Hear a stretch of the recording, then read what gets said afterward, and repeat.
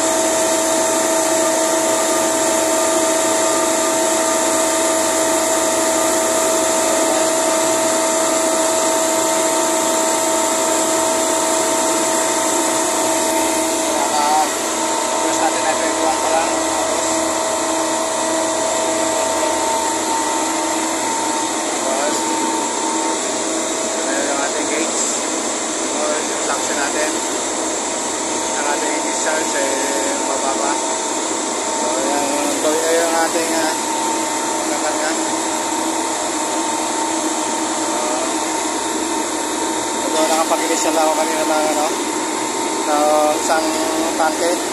So ito yung pangalawang tangke na ngayon yung ating kakarga, mga boss.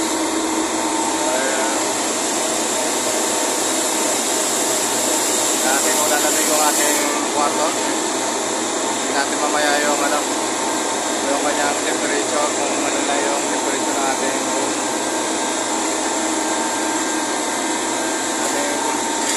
sa class.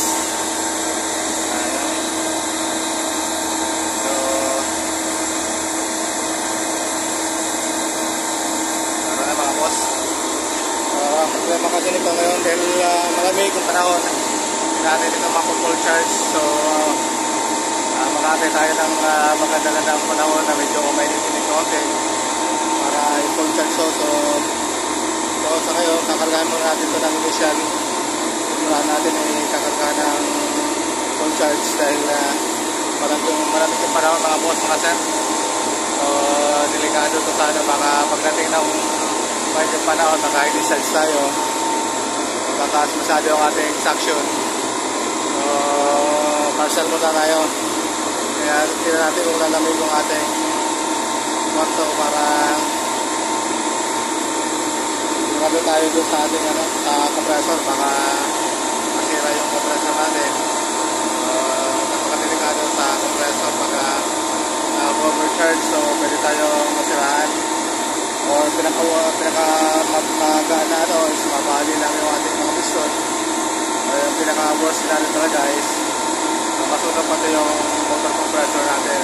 So ingatan natin yung mga piston natin para hindi tayo magkaroon ng back jump at mabawa natin. So dahan-dahan lang yung karga natin para hindi tayo masiraan. So muna natin ang turahe. Yung try natin ay 23 pa lang. So layo-layo pa sa kanyang maximum amperes.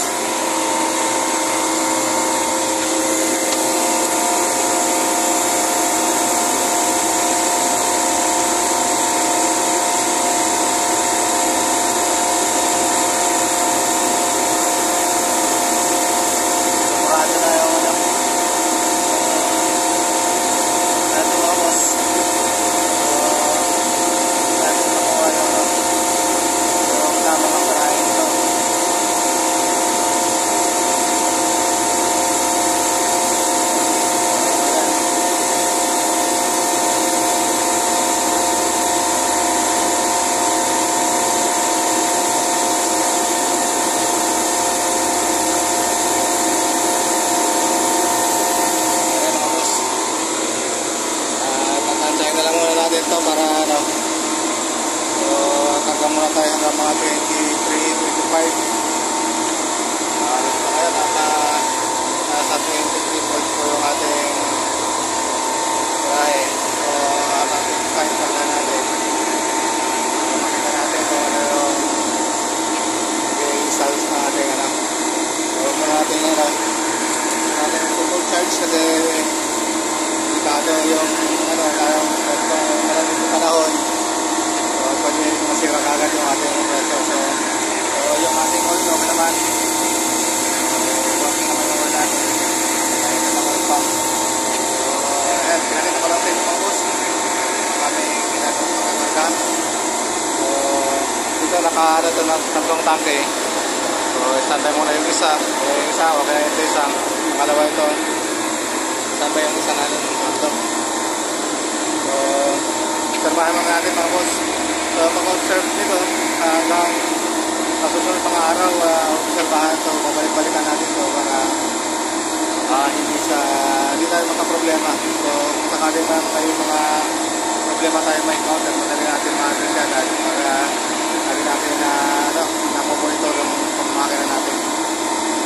Huwag natin hayaan na maagal tapos babalikan na lang natin pag may sira na. So, mahirap po pag mas malaki po ang gastos pag nasira. So, sa ngayon, masyal muna tayo. So, ganito muna at hanggang dito muna mga sir. At maiyan po tayong lahat mga sir. At umuulan na naman yung panahon. Sigurado, pag nagtuloy-tuloy naman yung ulan, so baka na naman to. So, kawawa naman yung mga tulad sa amin, mga nag-uwian, mga nagpupugyot. So, mahirap po. At maski may mga sasakyan, so ingat-ingat po tayo sa ating mga dinadaan ng kalsada na yung mga baha at nadulas sa kalsada. So, hanggang dito muna mga boss, mga sir. At kinexo lang po sa aming, sa ating mga videos, sa aming mga video. Mag-likes po sa ating YouTube channel at saka page namin. Mag-likes po at pag-comment na rin po kung meron po kayong komento sa mga ginagawa namin. Kung tama po ba, garanti na lang namin kung may mali po yung ating mga ginagawa para may tama po natin, may work natin. Kasi para yung mga ibang lusunod ng mga video namin ay may tama natin kung ano yung mali. So, ganito po na mga boss, mga sir. Magandang araw po, magandang hapon.